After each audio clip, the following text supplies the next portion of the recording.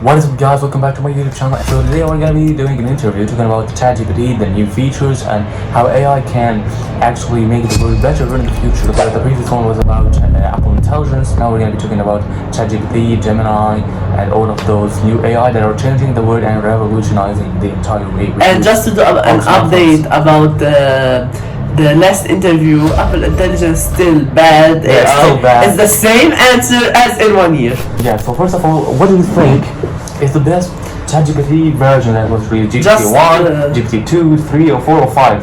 Okay, so first, to answer your question, I think ChatGPT 5, so the latest version, is the best one, but is it the most improved one? Essentially the best one because it's newer. Yeah, it's newer. But the most improvement between the version is, I think, ChatGPT 3 to 4 because it let us do longer video editing. The new ChatGPT 5 actually has better coding. It can games. But like for 90%, higher the curtain or I will kill you. Yeah, for 90% of the people, ChatGPT 3 to 4 is the most I can see improvement. So it's like double answer. But for us, yeah, for me, I also agree with your opinion. Yeah, GPT 3 is actually the most improved one, and GPT 5 is the best one. Yes. Yeah, but do you think that AI can actually replace human jobs, for example, doctors and lawyers?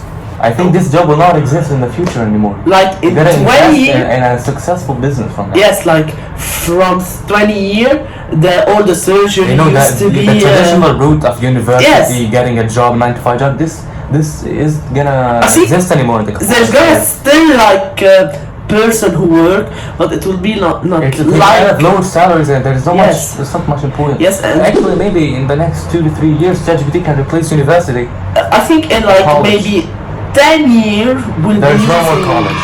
Yes. So in 2 to 3 years we can start learning everything. Maybe we're getting a degree from ChatGPT. Yes, from ChatGPT, but not a degree, I think. Maybe a digital degree. Yes, I have a question now. You can ask.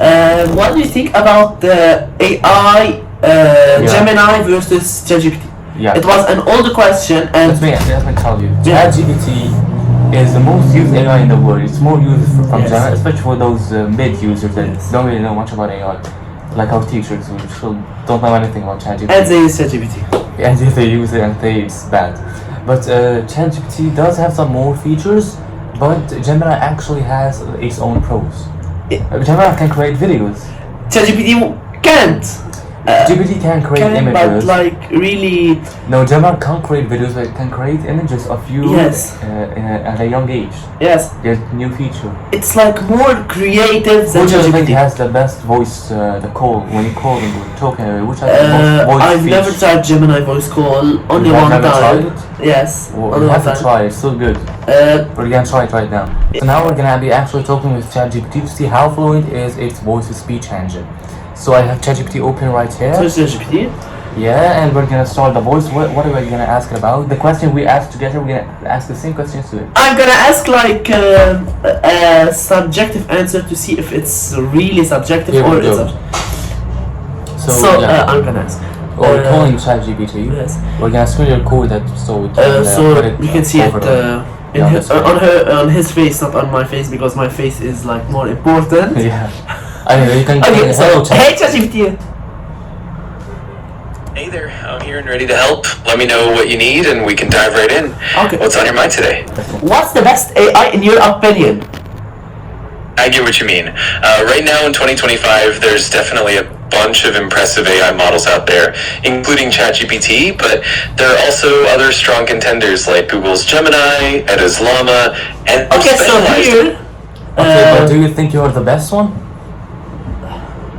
I like to think I've got a lot to offer, especially when it comes to versatility and conversational abilities. But ultimately, it depends on what you need and what you're looking for. Each AI has its own strengths, so it's all about the right fit. What do you think is the difference between you and Gemini? Yeah, one big difference is that Gemini tends to focus heavily on integrating with Google's ecosystem and often has some unique features in terms of search and real-time data. On the other hand, I have a strong emphasis on conversational context and a wide range of knowledge. Each Okay, model so I definitely actually has its have own two style. things to say right now. First of all, It's a really good answer. But I'm noticing that it's lagging while it's talking. It sometimes poses. Yes, it's like when writing, sometimes it's a freeze, then it continues. Yeah, That's and what also, I was talking about. it's very, very- It tried, then it said already. That's what I Another was very about. important point is it said that Gemini is integrated with Google's ecosystem, the Google Pixel, the Google Pixel. That's Watch, true, but there's no ChatGPT ecosystem. yes, that's what I'm saying. OpenAI So, is not a company that has smartphones in order to Yes, integrate it so with the ecosystem. I think it's a good point, but Yeah. it's not making a real sense. Yeah. So this is it, guys, for the video. I hope you enjoyed the interview. We're gonna be doing it again later in the future, And don't forget 2-week interview about GTA 6. maybe. And also don't forget to like For and sure. subscribe if you want to help Apple Intelligence improve. That's our opinion. Subscribe for a cookie. We'll see you. That's Mr. Beast. Okay, so see you, Apple Intelligence.